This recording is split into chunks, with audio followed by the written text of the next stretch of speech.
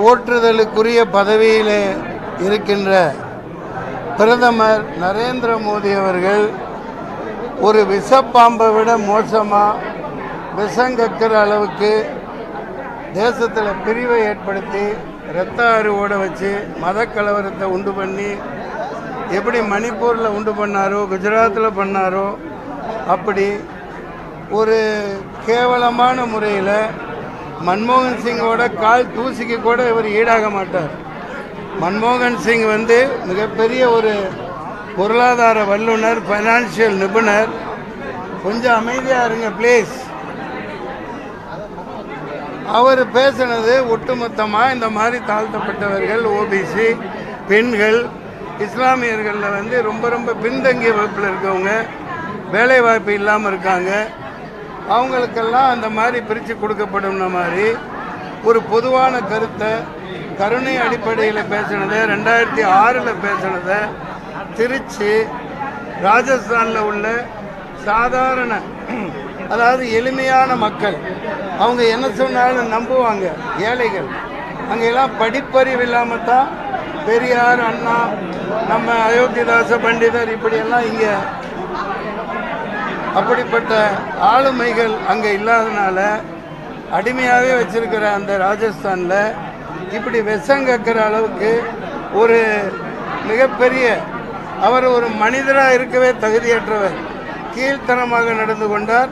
தேர்தல் ஆணையம் ஆண்மை உள்ளதாக இருந்தால், பொறுப்பு உள்ளதாக இருந்தால், வெக்கம், மான, சூடு, சொரணை இருந்தால், பதவியில் அவங்களுக்கு ஒரு ஒட்டு உணர்வுன்னு இருந்தால் உடனடியாக இந்த பாரத பிரதமர் நரேந்திர மோடியை பிரிவு செக்ஷன் 123(3)A இந்திய தண்டனை சட்டம் 153A, 154B, 298, 504 மற்றும் இந்திய தண்டனை சட்டம் 505 படி அவரை கைது செய்து தீகார் ஜெயிலில் உடனடியாக அடைக்கணும்.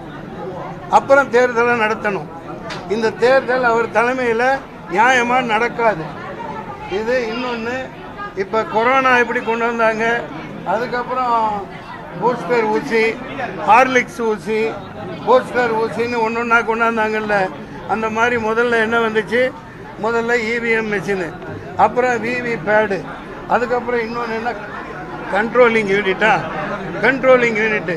அதை ஒரு 10 மீட்டர் வயரை வச்சுக்கிட்டு இந்த எலி பிடிக்கிற மாதிரி ஒரு அதிகாரி உட்காந்துருப்பார். அவர் அமுக்குவார், அங்கே பீன்னு சவுண்டு வரும், அவர் அமுக்குவார். ஏண்டா இந்த கேவலமான கேப் மாதிரி பொழப்புக்கு பேசாமல் பேப்பரில் வச்சுட்டு போங்கடா, பேப்பரில் வச்சு தொலைங்கடா, பாரத பிரதமரை தூக்கி உள்ளே போடுங்க. மூன்றாவது சமாச்சாரம், நான் போன வருஷம் நவம்பர்லேயே கடிதம் கொடுத்துருந்தேன் காங்கிரஸ் பேராய கட்சியில் இணையறதுக்காக, தாய் கழகத்தில் இணையறதுக்காக. ஏண்டா முன்னாடியே சோனியாஜி 25th சமிட்டில் டெல்லிக்கு போய் ரொம்ப 5 வருஷம் முன்னாடி காங்கிரஸில் இருந்தேன். திண்டிவன ராமமூர்த்தி ஐயா அவர்கள் கூட கருத்து வேறுபாடு காரணமாக விலகிட்டேன். அது இணையறதுக்காக கடிதம் கொடுத்துருந்தேன். அது யாருக்கு போய் சேரலைன்னு நினைக்கிறேன். அதனால தான் இடையில் நான் கட்சி ஆரம்பித்தேன். ஒரு தேர்தலை கஷ்டப்பட்டு என் கை காசை போட்டு மிகவும் போராடி களத்தில் இருந்து அநேகமாக ஜெயிச்சுட்டு வந்திருக்கேன்.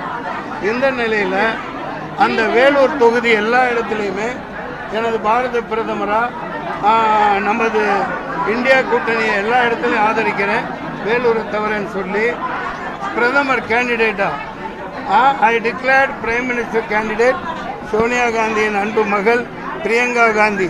அந்த பிரியங்கா காந்தி என்ற மகராசிக்கு பிரதமருக்கான முகராசி இருக்குது, அவங்க தான் பிரதமர் ஆவாங்க அல்லது ராகுல் காந்தி ஆவார்னு என்னுடைய ஆசையையும் என்னுடைய உறுதியான நிலைப்பாட்டையும் தெரியப்படுத்தியிருந்தேன். நிச்சயமாக இந்த மாதிரி ஒரு சூழ்நிலையில் 10 வருடம் நாட்டை ஆண்ட இந்த பாரத பிரதமர் ஒரு வெங்காயம் உரிச்சு போடலை, நாட்டு மக்களை பிச்சைக்காரங்களாக்கிட்டு, நாட்டு மக்களை எல்லாம் எந்த வேலை வாய்ப்பு இல்லாமல் கேவலமான முறையில் எல்லாத்தையும் கோவணத்தை உருவற வேலையை பண்ணிட்டு இன்னைக்கு போய் இன்னொரு கருத்து சொல்கிறார். வெளிநாட்டு சதிகள், வெளிநாடுகள் கூட சேர்ந்து இவரை கொலை பண்ண பார்க்குறாங்களாமா. இந்த டைலாக் எங்கேயோ கேட்ட மாதிரி இல்லை. ஏன்னா இது வெளிநாடு, ஒரு நாடு இல்லாமல் சிக்கிட்டு வந்திருக்கிறது இவரு தான். இந்த மாதிரி எதையாவது பெணாத்தி ஒரு குழப்பத்தை உண்டு பண்ணுறாரு, கண்டிக்கத்தக்கது. முதல்ல சாதாரண குடிமகனா தூக்கி உள்ளே போடுங்க, முதல்ல அதை செய்யுங்க, இல்லாட்டி பெரிய போராட்டம் வெடிக்கும். நன்றி, வணக்கம். கட்சி கட்சி கட்சி வச்சு என்ன பண்ண போறீங்க? சொல்லியாச்சு.